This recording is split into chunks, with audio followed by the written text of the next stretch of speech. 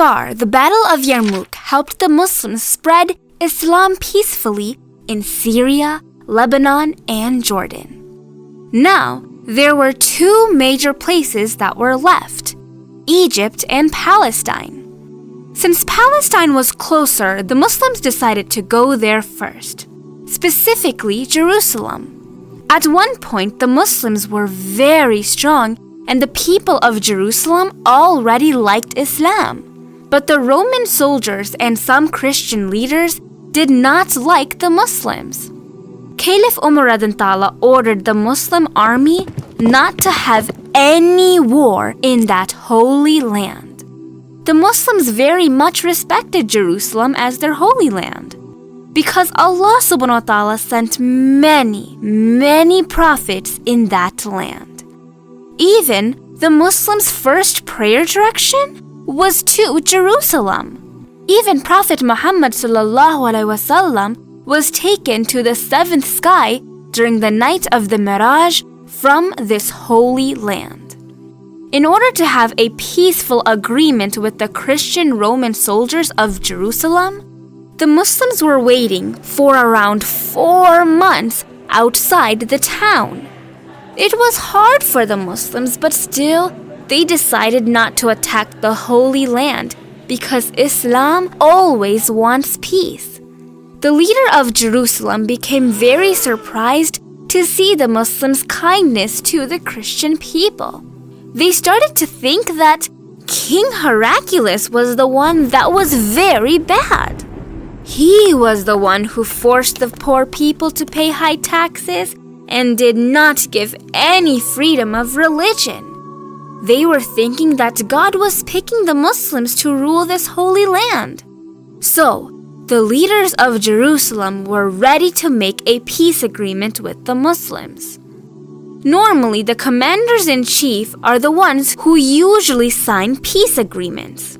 But here, they wanted Caliph Umar to sign the peace agreement instead and personally give him the keys of this holy land. Right away, the commander-in-chief Abu Ubaidah sent a letter to Medina. Some of Umar advisors told him not to go to Jerusalem. Ali was very smart and intelligent, and he advised Umar to go to Jerusalem because that is a holy land for all the Muslims, Christians, and even the Jews. If the caliph goes there, the different religious people would feel safe. They would know that the caliph was on their side even though they follow a different religion. Umar liked Ali advice and started his journey to the holy city of Jerusalem. Even though by this time the Muslims became very powerful, Caliph Umar traveled in an extremely simple way. For his journey, the Caliph of Islam only took a camel, some barley for food, a wooden cup, and a servant. The journey from Medina to Jerusalem was very long.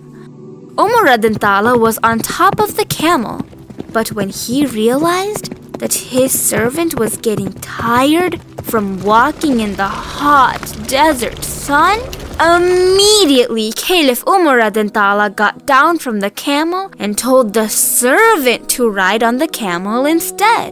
The servant was shocked to see how the Caliph of Islam or the king of the Muslim Ummah was giving such respect to a servant. During their entire journey, Caliph Umar and the servant took turns riding the camel. When they were close to Jerusalem, it was the servant's turn to ride the camel. The servant felt really bad and requested Caliph Umar to ride the camel. But Caliph Umar said that it was the servant's turn, so the servant should ride the camel. The people of Jerusalem and the Christian leaders were waiting to welcome the most powerful Muslim leader or king. They saw that two people were coming their way. One was walking, and the other one was riding a camel. So, they thought The servant was the caliph. But when the Muslim commanders Abu Ubaidah and Khalid bin Walid were showing respect to the person who was walking, the people of Jerusalem were confused. They could not recognize the Muslims' most powerful leader. They were surprised to see how a leader or the king had such simple clothes and the best behavior. They were really happy to have such a leader. Outside of the city, Caliph Umar radhiyallahu signed the peace agreement.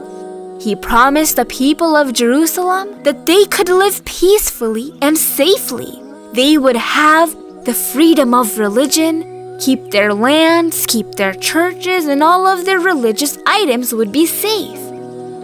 Finally, in the year of 637, Caliph Umar radhiyallahu entered the holy city of Jerusalem. The Christian leader or priest welcomed and gave him the key to Jerusalem. When the Christian leader saw Caliph Umar radhiyallahu simple clothes and politeness, he understood the greatness of the Muslim leader and gave him the highest level of respect. He showed Caliph Umar radhiyallahu all around the city and took him to their holy church. The Christian leader offered him to pray in their church. Caliph Umar radhiyallahu thought that if he prayed inside the holy church, many years later, some Muslims might break the peace agreement and take away the church from the Christians. So, to protect the Christians' holy place, he did not pray there, but still respected the place very much. The Christian leader was shocked at the Muslims' kindness and understood the situation. He then took Umar radhiyallahu to the famous place, the Baytul Muqaddas, which was the direction where the Muslims used to pray during the beginning of Islam. But unfortunately, it was ruined by the Roman soldiers because remember, they did not give the freedom of religion. Seeing that place, the Muslims became very sad. Caliph Umar radhiyallahu started to pick up the rocks and cleaned the place. The Christian leader was shocked again to see the leader of the Muslim world picking up the pieces and cleaning the area by himself. In a short time, the Muslims cleaned the place and called the adhan for prayer.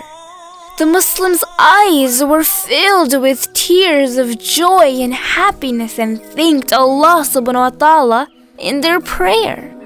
After all, this was the third most Islamic holy place. The first one is in Makkah, where the Kaaba is. The second is in Medina, where the Prophet's mosque is. And this was the third place, the Baytul Muqaddas. For many years, only Christians were allowed to live in Jerusalem. But after the Muslims were in control of Jerusalem, Caliph Umar radhiyallahu allowed everyone, the Muslims, the Christians, and the Jews, to live in that place and practice their own religion. It was a very emotional day for the Jews because for almost 500 years, the Christians were very cruel and bad to the Jews. But under the Muslim rule, the Jews finally were able to live peacefully and practice their religion in Jerusalem. Alhamdulillah, after Caliph Umar radhiyallahu, the Muslims, Christians, and the Jews lived peacefully together in Jerusalem, the holy city.